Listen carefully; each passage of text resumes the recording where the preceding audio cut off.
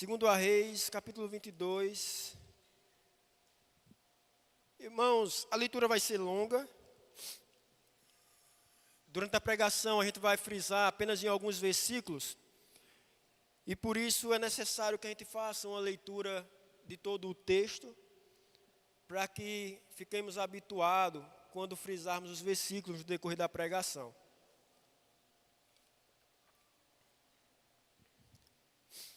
Então acompanhe a leitura a partir do versículo 8 até o versículo 25 do capítulo 3, do capítulo 23. Acompanhe a leitura, irmãos. Então, o sumo sacerdote Ilquias disse ao escrivão Safã: achei o livro da lei na casa do Senhor. E Ilquias entregou o livro a Safã, e este o leu. Então o escrivão Safã foi falar com o rei, e lhe deu relatório, dizendo: os seus servos contaram o dinheiro que estava na casa do Senhor, e o entregaram nas mãos dos que dirigem a obra, e têm a seu encargo a casa do Senhor.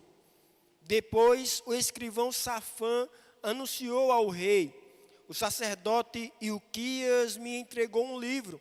E Safã o leu diante do rei. Quando ouviu as palavras do livro da lei, o rei rasgou as suas roupas.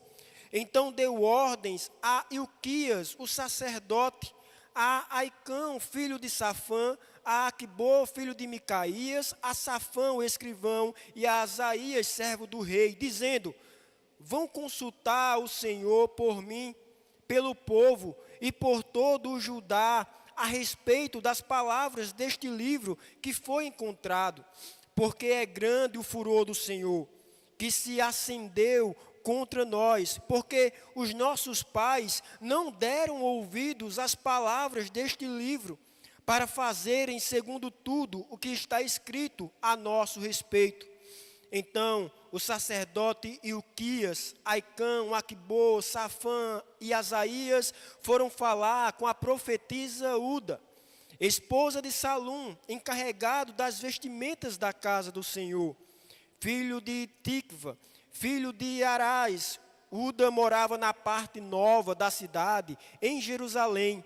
Eles lhe contaram o que havia acontecido, e ela lhes disse: assim diz o Senhor, o Deus de Israel: digam ao Senhor que os enviou a mim. Assim diz o Senhor: eis que trarei desgraça sobre este lugar e sobre os seus moradores, a saber, todas as palavras do livro que o rei de Judá leu, por terem me abandonado e queimado incenso a outros deuses, para me provocarem a ira com todas as obras das suas mãos. O meu furor se acendeu contra este lugar e não se apagará. Mas ao rei de Judá, que os enviou para consultar o Senhor, digam o seguinte: assim diz o Senhor, o Deus de Israel, a respeito das palavras que você ouviu, visto que o seu coração se enterneceu e você se humilhou diante do Senhor, quando ouviu as ameaças que fiz contra este lugar e contra os seus moradores, que seriam objeto de horror e de maldição, rasgou as suas roupas e chorou diante de mim. Também eu ouvi a sua oração, diz o Senhor. Por isso, deixarei que você morra e seja sepultado em paz, e os seus olhos não verão todo o mal que trarei sobre este lugar. Então, eles levaram esta resposta ao rei. Capítulo 23, irmãos. Então, o rei deu ordem, e todos os anciãos de Judá e de Jerusalém se ajuntaram a ele. O rei subiu à casa do Senhor, e com ele foram todos os homens de Judá, todos os moradores de Jerusalém, os sacerdotes, os profetas e todo o povo, desde o menor até o maior. E o rei leu diante deles todas as palavras do livro da aliança que havia sido encontrado na casa do Senhor. O rei se pôs em pé junto à coluna e fez aliança diante do Senhor para o seguir, guardar os seus mandamentos, os seus testemunhos e os seus estatutos de todo o coração e de toda a alma, cumprindo as palavras desta aliança que estavam escritas naquele livro. E todo o povo concordou com esta aliança. Então o rei ordenou ao sumo sacerdote Ilquias, aos sacerdotes da segunda ordem e aos guardas da porta que tirassem do templo do Senhor todos os utensílios que tinham sido feitos para Baal, para o poste da deusa Azerá e para todo o exército dos céus. Ele os queimou fora de Jerusalém, nos campos do Cedron, e levou as cinzas para Betel. Josias destituiu os sacerdotes que os reis de Judá haviam escolhido para queimar incenso sobre os lugares altos nas cidades de Judá e ao redor de Jerusalém, bem como os que queimavam incenso a Baal, ao sol, à lua, aos planetas e a todo o exército dos céus. Também tirou da casa do Senhor o poste da deusa Azerá, que levou para fora de Jerusalém, até o vale do Cedron, onde o queimou e o reduziu a pó, que lançou sobre as sepulturas do povo simples. Também destruiu as dependências dos prostitutos cultuais que estavam na casa do Senhor, onde as mulheres teciam tendas para o poste da deusa Azerá. Josias trouxe todos os sacerdotes das cidades de Judá e profanou os lugares altos em que os sacerdotes queimavam incenso, desde Geba até Berseba. Derrubou os altares das portas que estavam à entrada do portão de Josué, governador da cidade, e que ficavam à esquerda de quem entrava por ela. Os sacerdotes dos lugares altos não ofereciam sacrifícios sobre o altar do Senhor em Jerusalém, mas comiam pães sem fermento no meio de seus irmãos. Josias também profanou Tofete, que ficava no vale dos filhos de Inom, para que ninguém queimasse o seu filho ou a sua filha como sacrifício a Moloque. Também tirou os cavalos que os reis de Judá tinham dedicado ao sol, à entrada da casa do Senhor, perto da câmara de Natã-Meleque, o camareiro, a qual ficava no átrio, e queimou os carros dedicados ao sol. O rei também derrubou os altares que estavam sobre a sala de Acais, sobre o terraço, altares que foram feitos pelo rei de Judá, bem como os altares que Manassés tinha construído nos 2 átrios da casa do Senhor. Ele os fez em pedaços, tirou dali e lançou o pó deles no ribeiro de Cedron. O rei profanou também os lugares altos que estavam a leste de Jerusalém, ao sul do monte da destruição, os quais Salomão, rei de Israel, havia construído para Astarote, a abominação dos sidônios, para Quemós, a abominação dos moabitas, e para Milcom, a abominação dos filhos de Amon.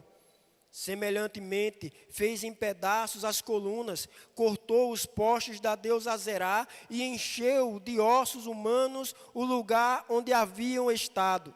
Josias também derrubou o altar que estava em Betel e o lugar alto que Jeroboão, filho de Nebate, havia construído para levar Israel a pecar.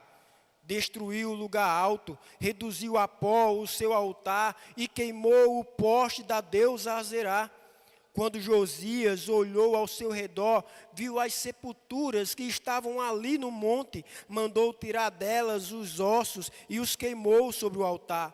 E assim ele profanou o altar, segundo a palavra do Senhor proclamada pelo homem de Deus, que havia predito estas coisas. Então o rei perguntou: que monumento é este que estou vendo? Os homens da cidade responderam: é a sepultura do homem de Deus, que veio de Judá e proclamou estas coisas que o Senhor acaba de fazer contra o altar de Betel. Josias disse: deixe-nos estar ninguém mexa nos ossos dele. Assim deixaram estar os seus ossos com os ossos do profeta que tinha vindo de Samaria. Josias também tirou todos os santuários dos lugares altos que havia na cidade de Samaria e que os reis de Israel tinham feito para provocarem o Senhor à ira. E fez com esse santuário o mesmo que havia feito em Betel. Também matou todos os sacerdotes dos lugares altos que havia ali sobre os altares e queimou os ossos humanos sobre eles. Depois voltou para Jerusalém. O rei deu ordem a todo o povo, dizendo: celebrem a Páscoa ao Senhor, o Deus de vocês, como está escrito neste livro da aliança. Porque nunca se celebrou uma Páscoa como esta, desde os dias dos juízes que julgaram Israel, nem durante os dias dos reis de Israel, nem nos dias dos reis de Judá. Porém, no 18º ano do reinado de Josias, esta Páscoa foi celebrada ao Senhor em Jerusalém. Josias também eliminou os médiuns, os feiticeiros, os ídolos do lar, os ídolos e todas as abominações que se viam na terra de Judá e em Jerusalém, para cumprir as palavras da lei que estavam escritas no livro que o sacerdote Ilquias havia achado na casa do Senhor. Antes dele, não houve rei que lhe fosse semelhante, que se convertesse ao Senhor de todo o seu coração, de toda a sua alma e com todas as suas forças, segundo a lei de Moisés. Depois dele, nunca se levantou outro igual. Feche seus olhos, irmãos. Ore ao Senhor. Somos gratos, ó Pai, por todo o culto até aqui, Senhor. Por cada leitura, por cada louvor, por cada oração. Obrigado por falar conosco até aqui, Pai. Por alegrar o nosso coração, por encorajar-nos. Somos gratos, Pai. Mas nesse momento, ó Deus, intercedemos, pedimos, clamamos. Ilumina as nossas mentes, Pai. Prepara o nosso coração para absorver, entender e viver a Tua palavra, Senhor. Que o Teu Espírito Santo, ó Deus, e a Tua palavra, apesar de mim, edifique cada coração que aqui se encontra nessa noite, Pai. E é assim que oramos, em nome de Jesus. Amém. Amém, irmãos.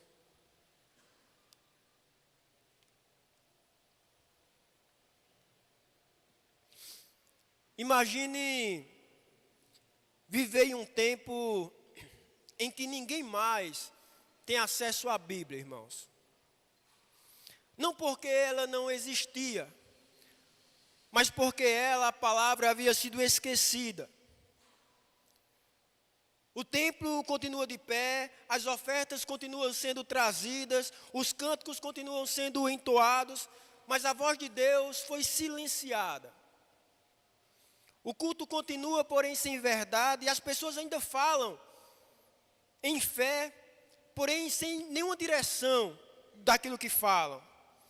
É um povo que se acostumou a servir sem ouvir, a se mover sem conhecer. Essa era a realidade de Jerusalém nos dias do rei Josias, irmãos. Dos reinados, depois ali dos 2 reinados desastrosos que havia precedido o seu, o de Manassés e o de Amon.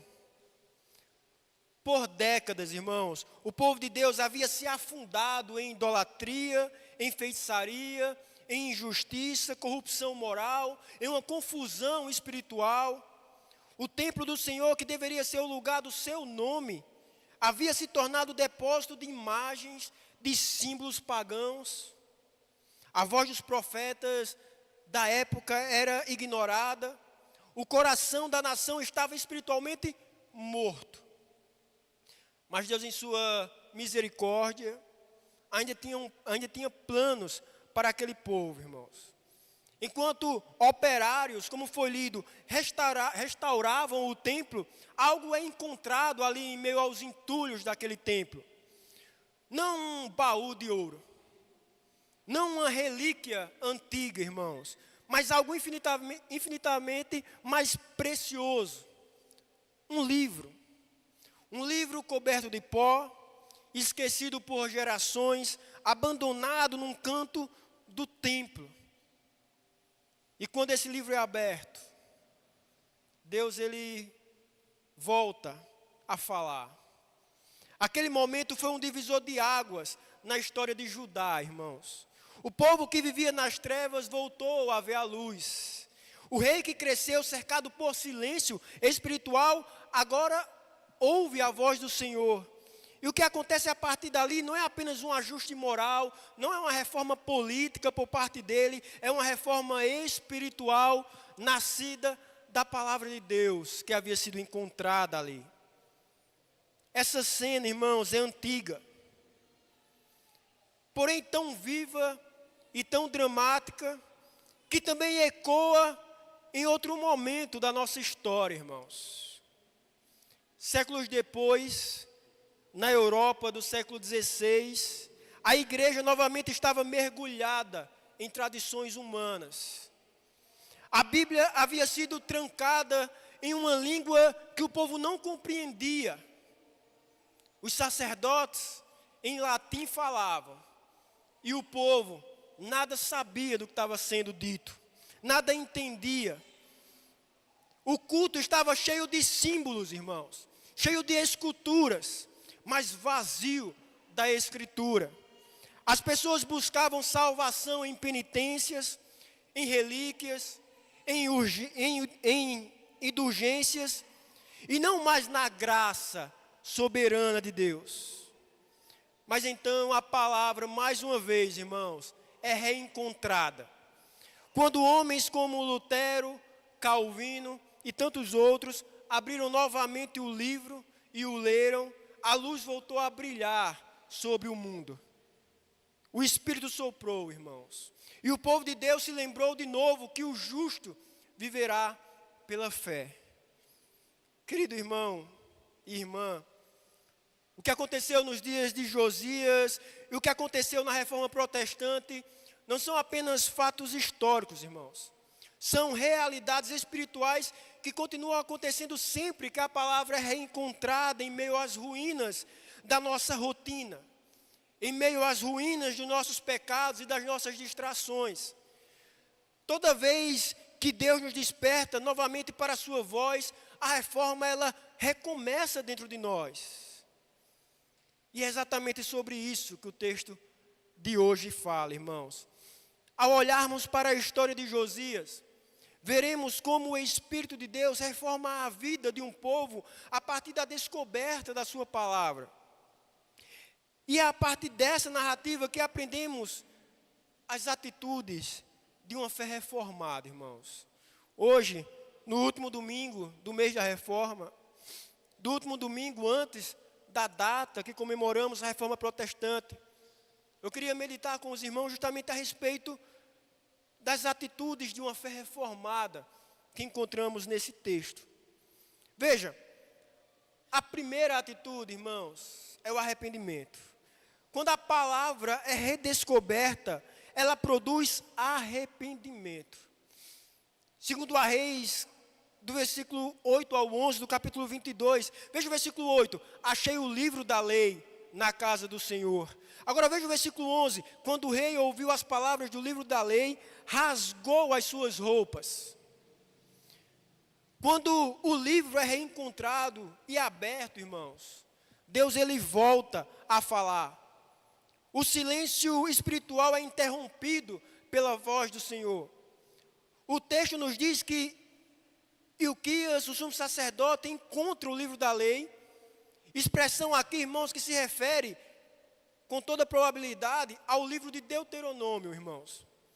Ou talvez uma cópia completa do Pentateuco, dos 5 primeiros livros. O conjunto das instruções de Deus dada por Moisés. Esse livro, irmãos, havia sido esquecido dentro do próprio templo. Perdido ali entre paredes que deveriam ser consagradas à presença do Senhor. Percebem a ironia, irmãos? O lugar de adoração estava abrigando o esquecimento da palavra. E o que acontece quando a palavra esquecida é reencontrada? O rei manda que leiam, que a leiam. E à medida que as palavras são proferidas, a verdade que estava soterrada vem à tona como uma lâmina viva sobre aquele rei. Josias ouve as exigências da aliança, as bênçãos e as maldições, as promessas e os juízos. E percebe que o povo havia quebrado tudo. Exatamente tudo havia sido quebrado. Não há justificativas. Não há defesa, não há desculpas. A única reação possível é rasgar as vestes. Um gesto público de humilhação, irmãos, da época. Um sinal de quem reconhece, pecamos contra o Senhor. A palavra fere, irmãos. Ela feriu Josias. Mas a palavra também, ela fere para curar. A palavra fere o orgulho, muitas vezes para sarar a alma mesmo. Abre feridas, muitas vezes, para que o bálsamo da graça possa realmente entrar em nossas vidas. Josias não tenta reformar o templo primeiro. Ele não organiza o culto primeiro, irmãos. Ele deixa que Deus o reforme por dentro. A verdadeira reforma sempre começa no coração, irmãos. Quando a palavra sai do esquecimento e realmente entra e penetra no íntimo da alma. Quantas vezes, irmãos, o mesmo acontece conosco? A Bíblia não está escondida em um templo abandonado, mas está esquecida em nossa rotina, irmãos. Não está trancada num cofre, mas está silenciada por falta de tempo. Não está em meio a entulhos, mas está sufocada por tantas distrações, por tanto entretenimento. Temos Bíblias em todas as versões. Temos Bíblia no celular, Bíblias no quarto, nas estantes. Mas ainda assim a palavra pode continuar perdida, irmãos, se não for lida, se não for ouvida e principalmente se não for obedecida. E enquanto a palavra permanece fechada, irmãos, o nosso coração não vai ter outra reação que não o de se endurecer. Enquanto a palavra permanece fechada, irmãos, a nossa consciência, ela se mantém adormecida. O pecado, ele se torna normal. O culto se torna apenas um hábito, irmãos. Quando se mantém um hábito, às vezes nem um hábito se torna mais, até um hábito deixa de ser. A alma muitas vezes se acomoda. O povo, irmãos, de Josias, não deixou de frequentar o templo. Perceba. Eles apenas deixaram de ouvir o Deus do templo. Eles não deixaram de ir. Eles não deixaram de frequentar. Eles deixaram de ouvir. E é isso que acontece também hoje, às vezes. Nossa vida pode continuar religiosa. Isso é muito possível. Que a nossa vida continue religiosa, mas espiritualmente vazia, se a palavra de fato não for reencontrada dentro de nós, irmãos. Deus, porém, em sua misericórdia, ainda faz o mesmo que fez em Judá. Ele ainda nos conduz de volta ao livro. Talvez por meio de um sermão, de uma leitura simples, de uma dor, de uma perda, e então a voz de Deus ecoa novamente. E quando ouvimos de novo, percebemos quanto andávamos afastados. Sentimos vergonha. Mas nesses momentos, também podemos sentir de volta a esperança, irmãos. Porque a vergonha muitas vezes precede e nos leva ao arrependimento, irmãos. E a esperança, sem dúvida, nos leva à cruz. Uma fé reformada, irmãos, não é apenas uma fé que admira doutrina, irmãos. Uma fé reformada não é uma fé que admira os 5 solas, que admira as doutrinas da graça, os 5 pontos do calvinismo. Não apenas isso. É uma fé que se dobra verdadeiramente diante da palavra de Deus. É uma fé que não lê a palavra para vencer debates, irmãos. É uma fé que não lê a palavra para vencer discussões, para causar, polêmica nas redes sociais. Uma fé reformada, irmãos, é uma fé que lê a palavra para ser vencida por ela, para ter os próprios desejos, vontades, preferências, comodismos, ídolos vencidos por ela. É uma fé que não se orgulha de conhecê-la, de conhecer a palavra. A fé reformada, ela é uma fé que nos traz humilhação por termos negligenciado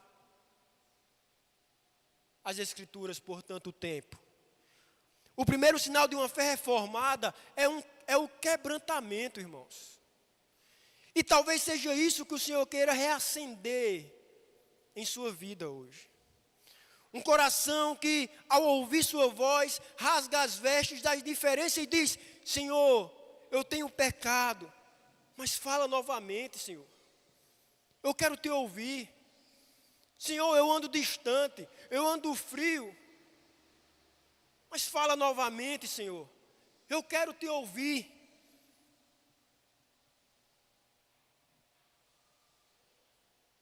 Uma outra atitude de uma fé reformada, irmãos. Aliás, esse arrependimento, que é a primeira atitude de uma fé reformada, irmãos, busca conhecer mais da vontade de Deus, que é uma outra atitude dessa fé reformada. O buscar conhecer mais da vontade de Deus. O buscar conhecer mais da palavra de Deus. Quando Josias ouve a leitura do livro da lei e rasga as vestes, o texto nos mostra, do versículo 12 ao 20, que ele não para no arrependimento, irmãos. Ele não para nessa área emocional, digamos assim. Ele não se limita a sentir culpa. Ele quer saber o que deve fazer agora. Agora que eu sei a verdade. Agora que eu estou arrependido. Ele quer agora saber o que fazer. Por isso envia uma comitiva ao templo. Veja o versículo 13. Ide, consultai o Senhor por mim, pelo povo e por todo o Judá, acerca das palavras deste livro que se achou, porque grande é o furor do Senhor que se acendeu contra nós. Essa frase, irmãos, é preciosa. Veja, Josias não quer apenas lamentar o passado. Ele quer compreender a vontade de Deus para o presente, para o agora, de agora em diante. O arrependimento verdadeiro, irmãos, desperta essa fome de direção. Quem foi ferido pela palavra deseja agora andar guiado por ela. Josias poderia ter se conformado com um lamento. Pecamos muito. O juízo virá agora e não tem mais o que fazer. Mas o quebrantamento dele leva à ação. Veja, ele não quer mais viver no escuro, irmãos. Ele quer entender. Ele quer obedecer. Ele quer ajustar o que for preciso. É assim que funciona o arrependimento que vem de Deus. Ele não paralisa, não é arrependimento que paralisa, irmãos, que nos deixa no mesmo estado. É um arrependimento que nos impulsiona. Já dizia Augusto Nicodemos, né? O verdadeiro arrependimento não é aquele que chora necessariamente, mas é aquele que transforma. É assim que funciona o arrependimento que vem de Deus. A tristeza, segundo o mundo, o que é que produz? Culpa. Simplesmente culpa. Mas a tristeza, segundo Deus, irmãos, produz mudança. Isso já nos é dito, para quem quiser ler depois, né? 2 Coríntios 7:10. Josias não está buscando alívio emocional, irmãos. Ele quer saber o que Deus pensa, o que Deus sente, o que Deus requer dele, o que Deus sente, pensa e requer da nação. E é interessante quem Deus usa para responder. Né? Uma mulher ali, a profetisa Uda. Veja, enquanto o povo vivia perdido, Deus ele já havia preparado uma voz fiel, uma mulher de oração, para interpretar a sua vontade, naquele contexto em que havia profetas nesse sentido.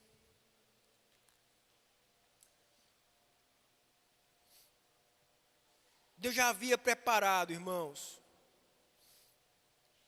uma voz fiel para interpretar a sua vontade, aquele rei. Isso mostra que quando o coração é sincero, Deus sempre tem uma resposta, irmãos.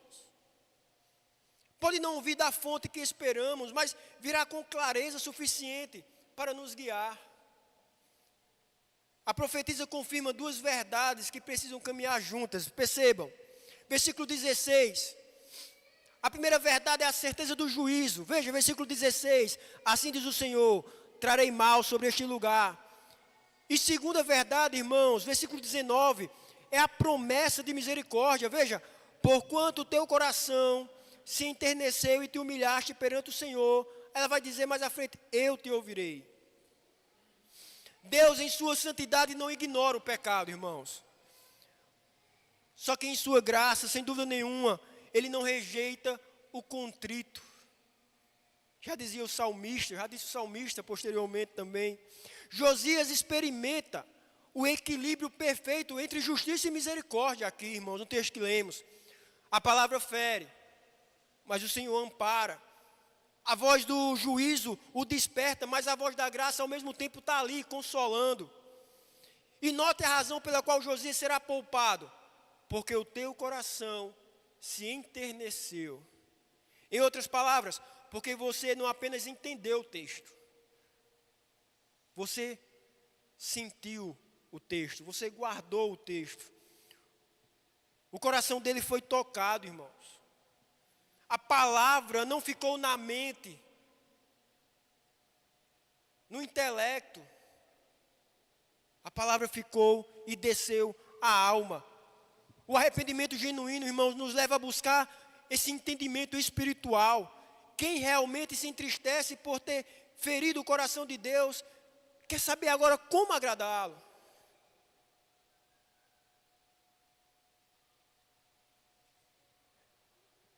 Se você, irmãos, se isso não vem à sua mente em nenhum momento, como eu agrado o Senhor em meio a essa situação? Como eu agrado o Senhor em meio a esse cenário? Como eu agrado o Senhor nesse local? Como eu agrado o Senhor em meio a essas pessoas? Se isso não é um pensamento, irmãos, frequente na sua mente, é sinal de que muito provavelmente você não tem se entristecido pelos pecados que tem cometido em meio a essas situações.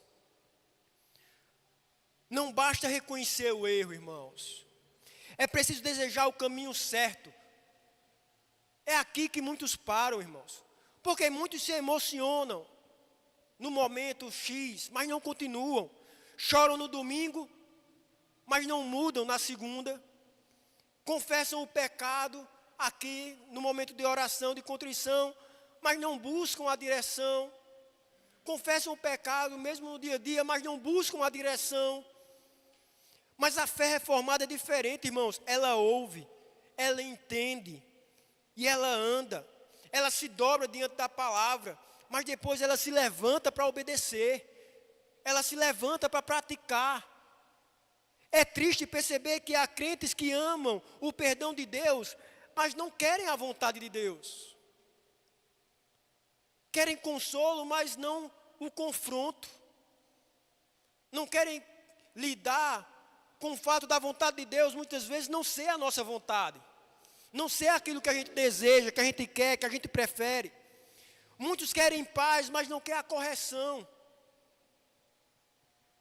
Não haverá, irmãos, paz sem correção.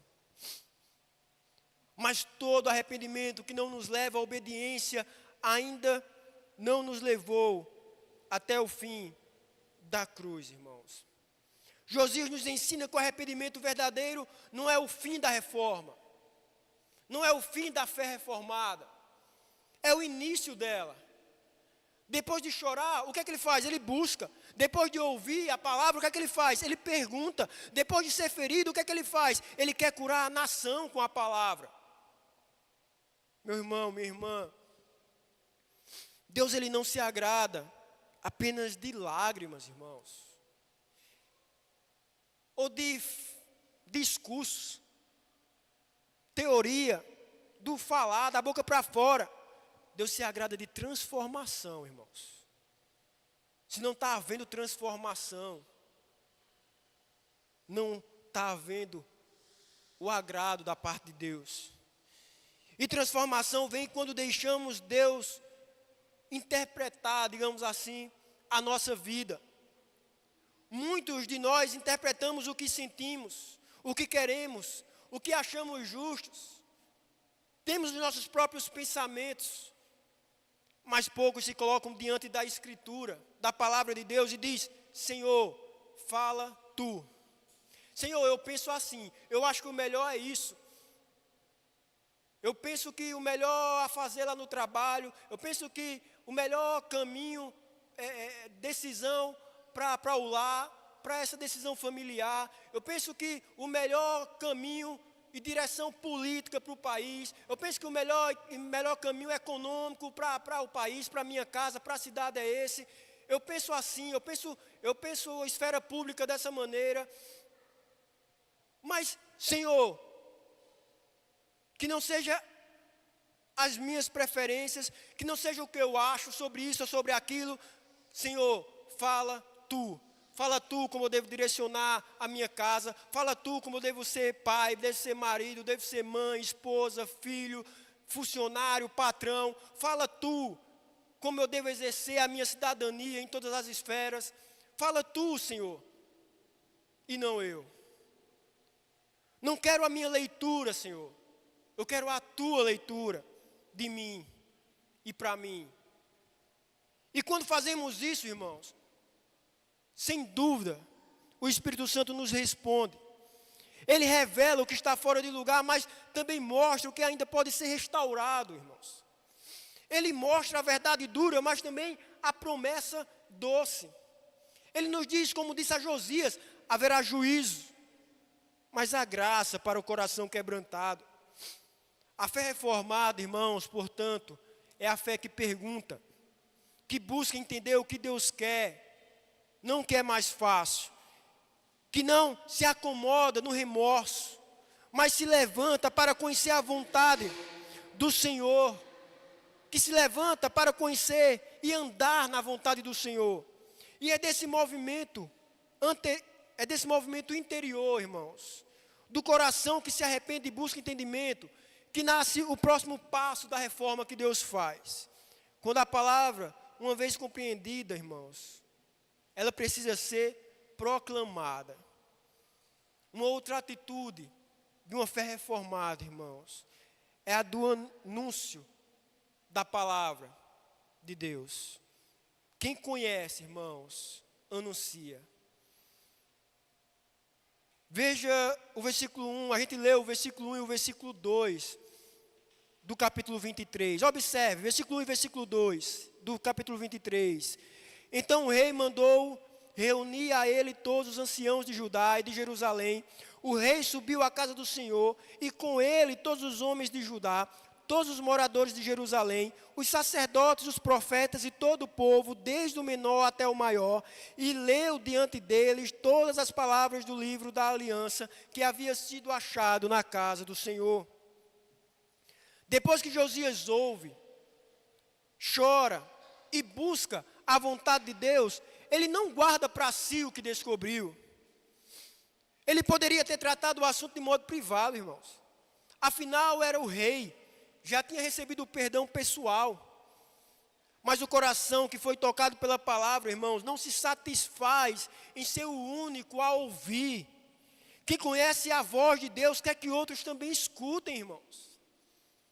Josias então reúne o povo inteiro, sacerdotes, profetas, líderes e até o menor dos cidadãos, todos se colocam diante do livro e ele lê. E veja, ele não lê uma parte, como eu fiz hoje. Ele lê todas as palavras da aliança. A voz do rei se torna instrumento do rei maior. A palavra que um dia foi silenciada no templo agora ecoa pelas ruas de Jerusalém, após aquela leitura. Essa é uma das cenas mais belas das Escrituras, irmãos. Veja, um rei, em vez de discursar sobre política, lê a palavra de Deus para o seu povo. Um homem de autoridade que reconhece uma autoridade maior. A igreja, durante séculos, sofreu com imperadores, com autoridades, que perseguia cristãos, que perseguia a igreja justamente porque não queria reconhecer uma autoridade maior. E não permitia que ninguém reconhecesse uma autoridade maior do que eles. Aqui, irmãos, estamos vendo uma autoridade que reconhece uma autoridade maior. Ele não fala de si como rei, ele fala do Rei dos Reis, ele fala do Senhor. Ele não proclama decretos humanos, ele proclama a lei divina àquele povo. E é assim que Deus sempre reforma o seu povo, irmãos, quando a sua palavra volta a ser proclamada em voz alta. A verdadeira mudança não começa com decretos do trono, irmãos. Não começa com decretos do gabinete eleitoral, enfim, mas com a leitura fiel das Escrituras diante do povo de Deus, irmãos. Josias entendeu que a palavra não havia sido reencontrada apenas para ele. Ele entendeu que aquilo era para a nação. Por isso ele não a escondeu, ele não a resumiu, ele não a adaptou, ele não a atualizou. Ele não mudou aquilo que faria as pessoas entender que havia uma autoridade maior do que ele. Ele simplesmente leu tudo. Como se dissesse, o que me quebrou, também precisa quebrar vocês. Também precisa falar com vocês. Também precisa mudar vocês. Também precisa transformar vocês. Irmãos, o Evangelho não é um segredo a ser guardado, irmãos. É uma notícia que precisa ser proclamada, irmãos. Quem conheceu a graça não pode permanecer em silêncio. Quando a palavra de Deus realmente nos alcança, ela se torna fogo dentro de nós, irmãos. Deve se tornar fogo dentro de nós. O coração que arde, irmãos, ele não consegue se calar. Lembra da mulher samaritana? Encontra Jesus. E depois daquela conversa, quando seus olhos se abrem e ela percebe que está diante do Salvador, que havia sido prometido, ela larga os cântaros e corre e vai anunciar à cidade. E a cidade se converte, tendo ela como um instrumento.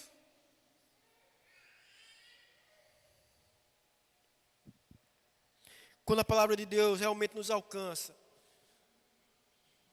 ela se torna esse fogo, irmãos. E o coração, quando arde, não consegue se calar. E aqui está um diagnóstico espiritualmente importante. Muitos crentes deixam de falar de Cristo,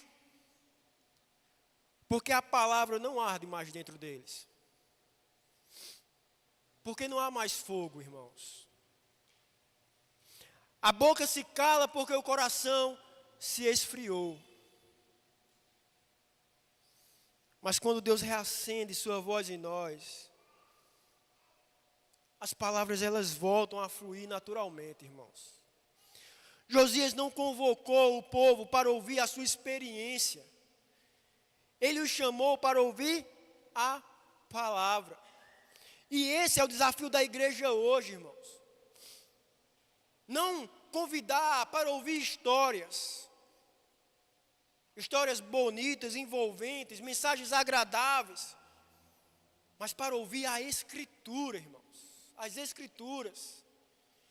Nosso papel não é impressionar, irmãos. Não se preocupe com isso. O nosso papel é ecoar, é espalhar.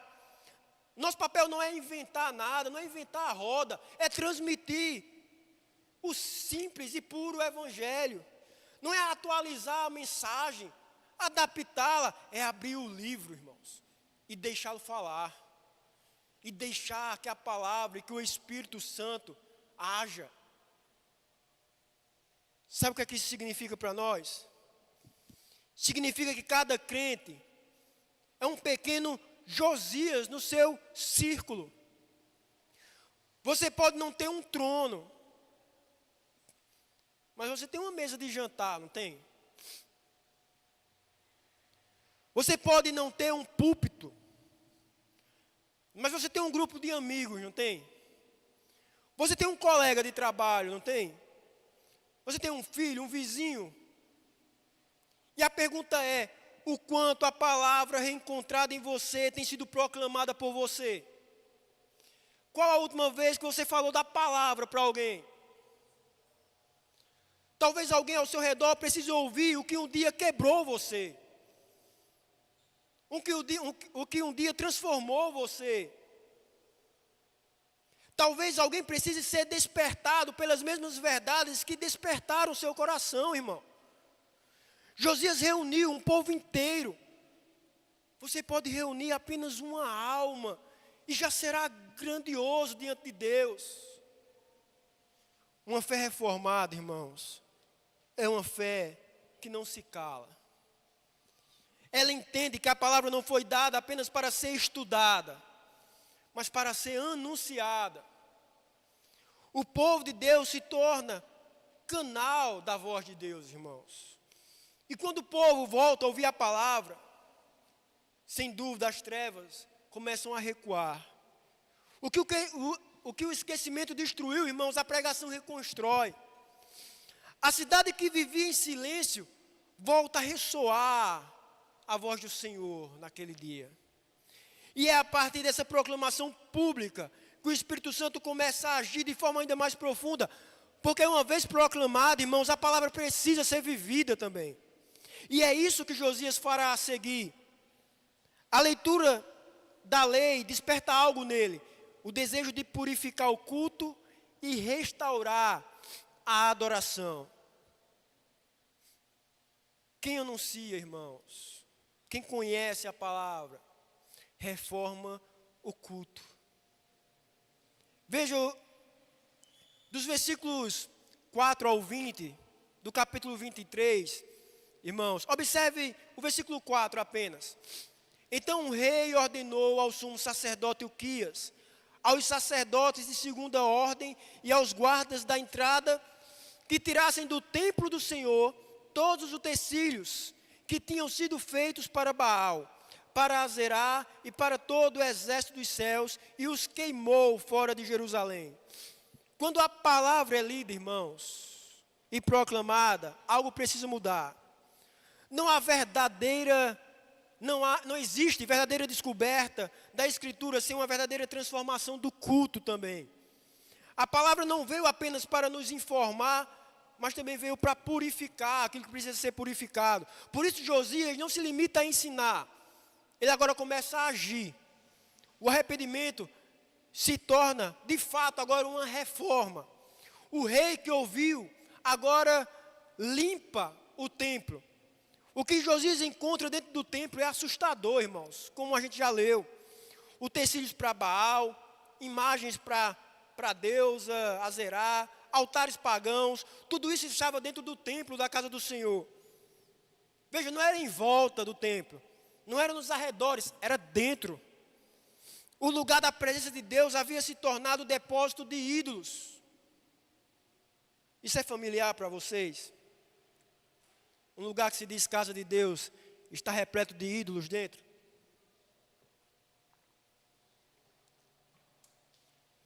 A mistura entre o santo e o profano era tão natural que ninguém mais se escandalizava. Perceba, o problema não era o povo. Não era que o povo havia deixado de adorar, irmãos. É que ele adorava tudo ao mesmo tempo. Percebe? Você reconhece? É por isso que hoje, ainda hoje, irmãos, tem quem se faça presente em uma missa de manhã e se faça presente num terreiro à noite, no outro dia da semana, que vá para dita igreja de manhã, no domingo, e durante a semana procura uma cartomante, procura um cigano para ler a mão. Porque a mistura se tornou algo tão natural que nada mais escandaliza. As pessoas já passaram a adorar tudo ao mesmo tempo. Uma religião sincrética, confusa, diluída, sem exclusividade a Deus. E aí a Iemanjá de determinada religião é a mesma santa de determinada outra religião. E não há uma exclusividade ao Senhor. O Senhor era mais um entre tantos, como ainda é em muitos meios. Não é o Senhor, não é o único Senhor, é apenas mais um entre muitos. É apenas mais um ídolo é apenas mais um Deus entre muitos ídolos. E o coração do povo, irmãos, que deveria ser todo de Deus, estava dividido. Josias não aceita isso. Ele não contemporiza, não negocia, não adia. Ele manda retirar e queimar tudo que não pertence ao culto do Senhor. Ele compreende que adorar a Deus exige separação. Obrigado. Ele compreende que adorar a Deus exige separação, irmãos. Reforma não é adicionar algo novo, irmãos. É remover o que nunca deveria estar lá. É por isso, irmãos, que eu faço questão de aproveitar o momento. Eu faço questão de aproveitar o momento, de reforma protestante, para deixar algo bem claro à nossa igreja. Por alguns motivos, irmãos, o presbiterianismo não, alguns presbiterianos têm uma certa empatia pelo catolicismo. Por alguns motivos. O motivo estético é forte, a arquitetura. O motivo da tradição também, porque somos um povo que valoriza a boa e verdadeira tradição, quando ela não contradiz a Bíblia. Não somos uma igreja, irmãos, uma denominação que pensa que o cristianismo nasceu quando a nossa igreja nasceu. Que rejeita a história da igreja antes da existência da igreja presbiteriana. E por alguns motivos, e alguma aproximação com o catolicismo, também por questões políticas, pelo aspecto conservador que nos torna comuns, os evangélicos de forma geral, com alguns católicos mais praticantes, pela influência de alguns gurus católicos. E alguns presbiterianos, às vezes não, se vê falar e conhecer alguns presbiterianos que têm ido, não só presbiterianos, irmãos, mas estou falando de nós, da gente. Alguns presbiterianos que têm ido para o catolicismo. Não deve existir simpatia, irmãos, para com o catolicismo romano. Não deve existir aproximação, irmãos, para com o catolicismo romano. Deus, ele é blasfemado naquele local. Aquele é um local que trabalha contra o verdadeiro Deus e a verdadeira igreja. Não deve haver, irmãos, simpatia da nossa parte. Veja, eu não falo para com as pessoas, irmãos. A gente deve amar, instruir em amor, tentar mostrar a verdade em amor. Eu falo para com a religião, para com as lideranças que sabem e conhecem a verdade e ainda assim ensinam e encaminham inúmeras pessoas para o inferno, fazendo elas pensarem que estão indo para o céu.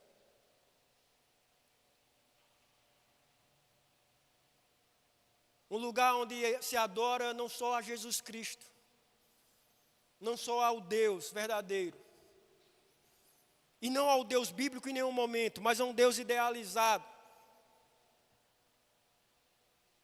Veja, irmãos, aonde há a palavra de Deus, há a atitude de Josias. Uma atitude, irmãos, que compreende que adorar a Deus exige separação. Que compreende que é necessário remover o que nunca deveria ter estado lá. Outros deuses, outros ídolos, altares a ídolos. Josias age com zelo. Isso é zelo, irmãos. Isso não é radicalismo, é zelo. E o zelo dele é fruto do amor. Ele não está sendo fanático, ele está sendo fiel. Ele entende que o verdadeiro amor por Deus não suporta rivais a Deus. Quem ama o Senhor quer vê-lo reinando sozinho no trono do coração. Quem ama o Senhor não divide o Senhor com uma caminhada para uma entidade qualquer. Quem ama o Senhor não divide o Senhor com um pagamento de promessa a uma entidade qualquer. A andar de joelho, a subir uma escada de joelho, a pagar uma promessa para uma entidade qualquer, morta e sepultada. Quem ama o Senhor quer vê-lo reinando sozinho no trono. E é isso que a palavra faz. Quando ela nos encontra, ela não divide espaço com outros deuses, com falsos deuses. Ela começa a empurrar, a expor, a despojar ídolos silenciosos que instalaram nas nossas rotinas. E aí, pensando em nós, às vezes são ídolos visíveis, não imagens. Mas às vezes temos outros ídolos visíveis, como protestante. Bens, vaidade, status. Ou, como na maioria das vezes ídolos sutis, irmãos. A necessidade de aprovação, o conforto, a autossuficiência, o controle. E o Espírito Santo começa a agir como Josias. Entra no templo do nosso coração e começa a remover tudo o que não é dele. Coisas que antes pareciam normais, agora incomodam. Atitudes que antes eram justificadas, agora pesam. Palavras que antes eram banais, agora ferem a nossa consciência. A cena do filme lá, da série, que não te incomodava, agora começa a incomodar. É Deus reformando o culto de dentro para fora, irmãos.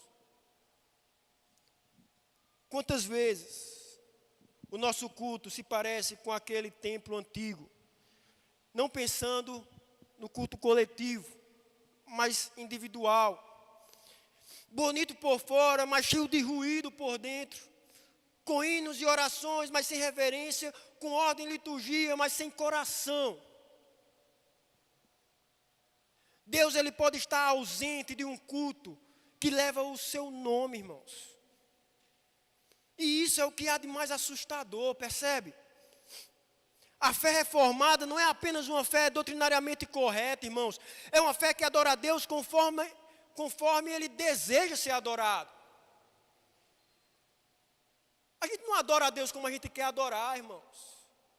E aí tudo bem, colocar o teatro, colocar a dança, colocar o jogral, colocar seja lá o que for. Ah, mas é bonito. Ah, mas atrai jovens. Ah, mas é descolado. Ah, mas é moderno. Mas não é o que Deus quer. Não é o que Deus deixou prescrito. Não é o que Deus requer. E não basta adorar da forma que a gente deseja. Deus quer ser adorado. A fé reformada é uma fé que adora a Deus conforme Ele deseja ser adorado. Não basta sinceridade, não, mas o que importa é a intenção do coração. Não, não é não, irmãos. É preciso verdade na adoração. É preciso estar alinhado com as Escrituras. Lembra de Nadab e Abiú? Colocou fogo estranho no altar. A intenção era boa, mas não era o que estava prescrito na palavra. Foram consumidos. Não basta emoção, irmãos. Não, mas quando eu vou lá, eu me sinto tão bem, tão leve. Sabe, chega a ser, eu me sinto...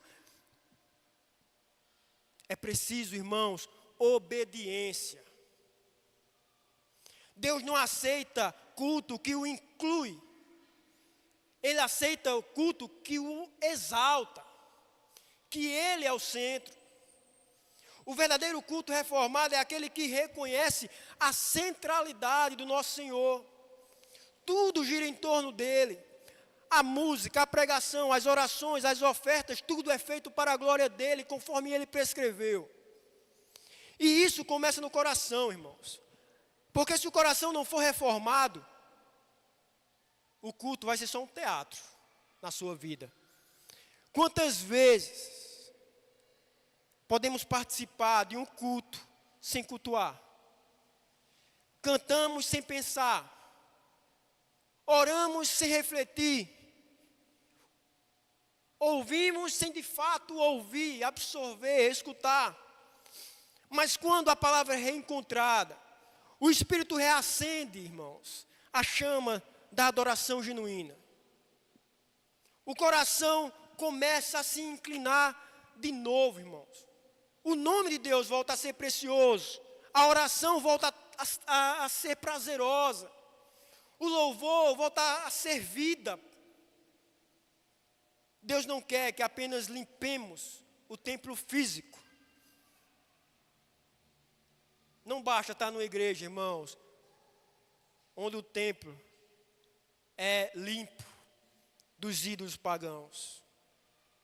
Não, irmãos, Ele também quer santificar o altar interior, irmãos, o coração. Quer que retiremos tudo o que tem competido com Ele. As distrações que roubam o seu foco. As ambições que tomam o lugar da confiança em Deus. Os ressentimentos que impedem a comunhão. E quando o culto é reformado, a presença de Deus volta a encher o ambiente. Onde antes havia idolatria, agora há glória. Onde havia silêncio, agora há louvor. Onde havia confusão, agora há reverência. Meu irmão, minha irmã, talvez hoje o Senhor esteja lhe chamando para uma limpeza espiritual. Talvez existam altares que ainda não foram quebrados na sua vida. Ou imagens que continuam guardadas em silêncio dentro do teu coração. Mas o mesmo Deus que moveu Josias, Ele pode mover hoje em nós, irmãos. Ele quer restaurar o seu culto. Não apenas o culto de domingo, não. Eu estou falando do culto da vida. Porque quando Deus é entronizado novamente no coração, irmãos, toda a existência se torna adoração. Toda a nossa vida é um culto a Deus. O nosso culto dominical é especial, mas toda a nossa vida é um culto a Deus. Por último, irmãos, a fé reformada transforma toda a vida. Veja os versículos 24 e 25 para a gente encerrar.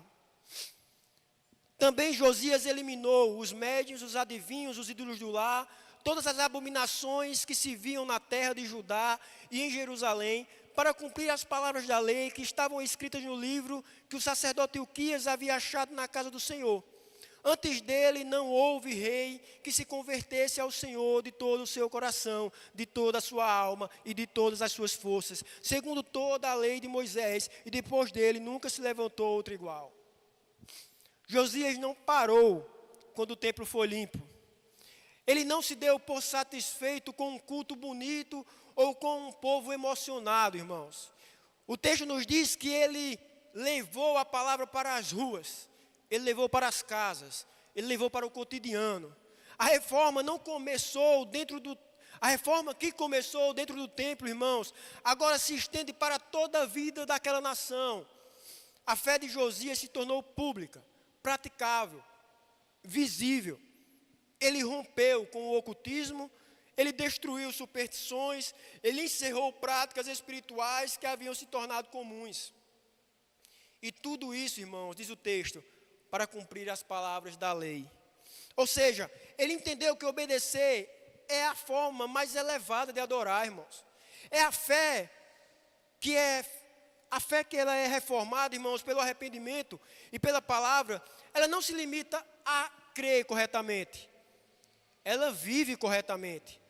Josias se converteu de todo o coração, de toda a alma e de todas as forças, irmãos.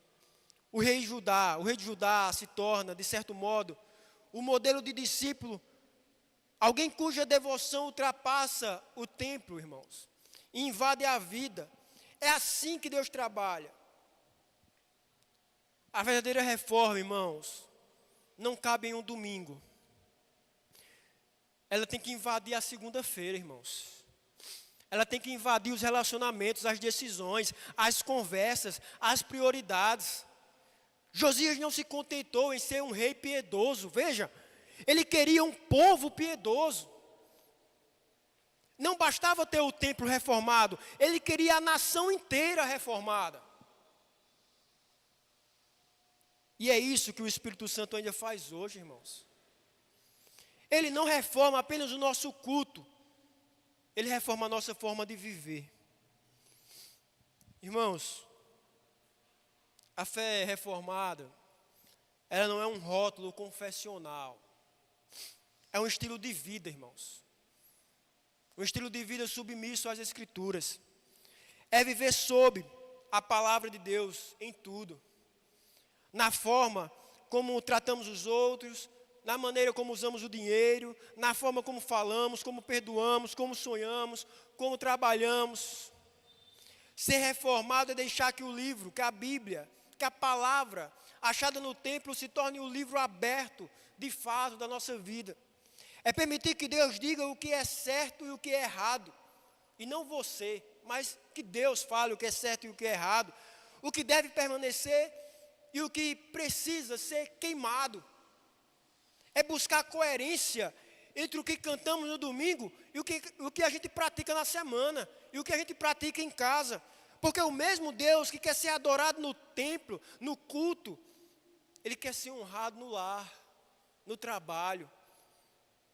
O problema de muitos cristãos não é a falta de fé em si, é a falta de coerência, irmãos. Sabem o que é certo, mas vivem como não soubessem o que é certo.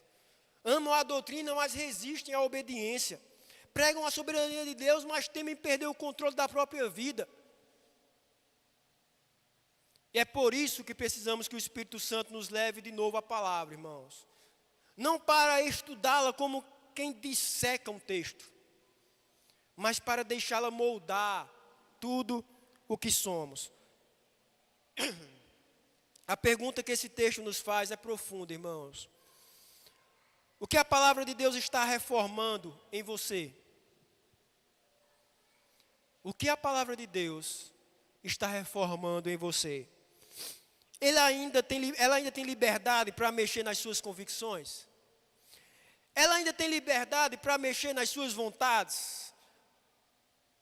Para mexer nas suas preferências?